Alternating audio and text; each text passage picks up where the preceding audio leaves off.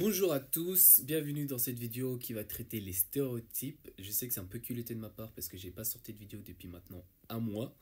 Mais disons que j'ai un ordi de merde et les montages c'est pas si facile que ça. En tout cas, j'espère que cette vidéo va être courte, comme ça sera beaucoup plus facile pour moi. Et voilà, il y a pas longtemps j'ai eu une conversation avec un ami, on parlait de stéréotypes, etc.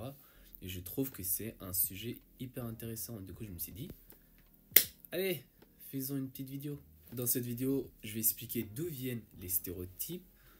Ensuite, les inconvénients, parce que ça reste quelque chose d'extrêmement stigmatisant, voire oppressant. Et les avantages, parce que apparemment, vous allez voir qu'il y a un avantage, et c'est triste à le dire, mais c'est le cas. Je ne vais pas parler spécifiquement des stéréotypes liés à la couleur, donc l'ethnie culturelle, etc., ni des stéréotypes du genre. Je vais vraiment englober tout ça d'une manière tout à fait générale, comme ça la vidéo elle va pas durer hyper longtemps. Et en plus c'est chiant, genre c'est chiant et c'est chiant. Si on parle de tout spécifiquement, comme ça, tac, tac, tac, tac, non, on va englober tout ça. Et vous allez voir que ça va être assez facile à comprendre. Bon, cette chaîne Timeless, ça va être consacrée pour aborder des sujets méconnus aux yeux du grand public, dénoncer certains crimes contre l'humanité, des écocides, réactions et explications à certaines polémiques. Je suis sûr, on s'est déjà tous demandé, au moins une fois dans notre vie, d'où viennent les stéréotypes. Genre, il y a forcément un qui était comme ça fait que la société généralise. Non, c'est pas si... Non, c'est pas ça en fait. C'est l'homme en lui-même qui a créé les stéréotypes. Vous allez me dire, oui, c'est normal, c'est pas la chèvre qui a créé les stéréotypes, mais en fait, c'est pas si évident que ça à comprendre. En gros, notre cerveau, il a toujours, depuis la nuit du temps, a appris à simplifier les choses.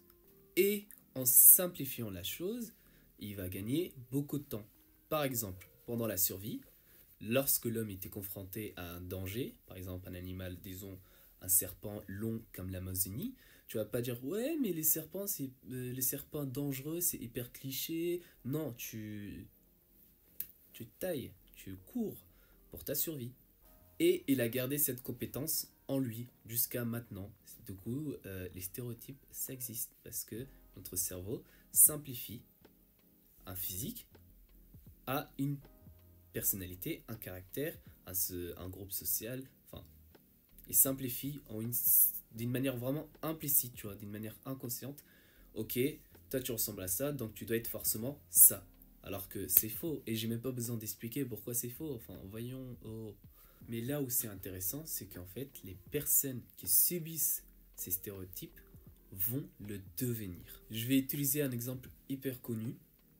Par exemple, on a un garçon qui s'appelle Misaki. Il est français, d'origine japonaise. C'est un exemple.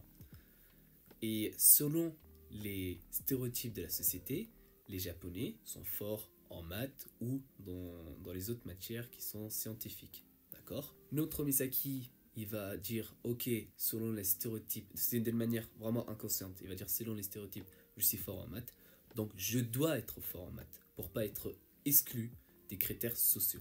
Du coup, les autres, tiens, Misaki, t'es japonais, enfin, t'es d'origine japonaise, donc t'es fort en maths, c'est hyper cliché. Et du coup, c'est un cercle vicieux, genre voilà, comme ça. Nous, on dit des stéréotypes, et ces personnes, pour pas être exclues, vont devenir les stéréotypes proposés, pour pas être exclues aussi. Et comme ça, et on tourne. Et du coup, les stéréotypes ne vont jamais disparaître tant qu'on n'apprend pas la personne.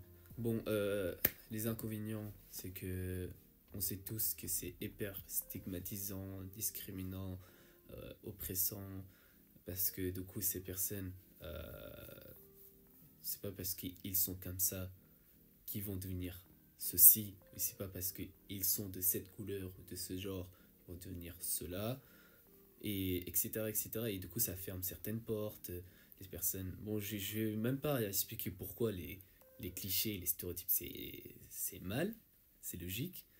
Et surtout qu'en fait, ça devient plus grave parce que certains stéréotypes deviennent un racisme ordinaire, un racisme courant, de la misogynie, de l'homophobie, etc. Genre, je vais pas rentrer dans les détails, tout le monde le sait. Les avantages. C'est vraiment bizarre de le dire ça, qu'il y a un avantage dans les stéréotypes. Oh là là. Il y a un seul avantage. Non, deux. Le premier, c'est qu'en fait, par exemple, tu vas à un endroit, d'accord? Cet endroit, selon les avis, enfin les idées reçues, c'est hyper dangereux, il faut pas traîner par là la nuit, etc. Je sais pas si un endroit peut être stéréotypé. En tout cas, je vais prendre cet exemple. Du coup, ton cerveau, il va recevoir, enfin, pour lui, c'est un danger, donc tu passes pas par là, et du coup, tu peux te sauver d'un potentiel agresseur ou quelle sorte de magie dont tu vas subir. Hein. Par exemple, ça peut être aussi des personnes, lorsque tu te promènes la nuit, tu vois quelqu'un qui habille un peu... vous voyez ce que je veux dire, tu vois. Et tu dis, bon, je me sauve. Et peut-être que cette personne n'est pas dangereuse, peut-être qu'elle l'est, mais dans tous les cas, qui ne tentait rien, n'a rien. Du coup, quitte à se sauver, tu rassures ta survie. C'est exactement pourquoi les stéréotypes ont été créés auparavant, tu vois. C'est parce que c'était pour la survie. Tu vois un serpent, tu vas pas dire ah mais c'est cliché, non, tu tailles. C'est un peu près pareil, mais en moins grave, hein, disons. C'est ça, vraiment, c'est un des avantages qui tient vraiment pas la route, mais on peut le classifier dans les avantages. Voilà. Deuxième avantage, les stéréotypes, ça fait avancer certaines enquêtes. Par exemple, les plus grands détectives, etc., ils utilisaient le code reading, c'est-à-dire en gros, selon les stéréotypes, par exemple une tatoueuse, alors a tendance à s'habiller comme ça, etc., tu vois, et du coup on sait que c'est une tatoueuse. Malgré que ça soit stéréotype, ça soit cliché, mais ça peut sauver. Je sais qu'aujourd'hui beaucoup de mentalistes utilisent cette technique, parce que les stéréotypes, des fois ça marche. Parce que les stéréotypes existent, en fait. C'est ça le problème. Voilà. Bon, j'espère que cette vidéo, elle vous a plu, malgré qu'elle soit courte. Désolé, je ne suis pas vraiment rentré dans les détails parce que, je sais pas, j'essaie de faire des vidéos beaucoup plus courtes. Parce que niveau de montage, c'est pas facile. C'est pas facile du tout. J'ai un ordi de merde, donc je fais des petites vidéos comme ça. Je pense que j'en ferai beaucoup plus souvent maintenant. Sur ce, je vous invite à liker, abonner, commenter, partager la phrase de tous les youtubeurs. Mais je suis obligé, hein. Et à la prochaine.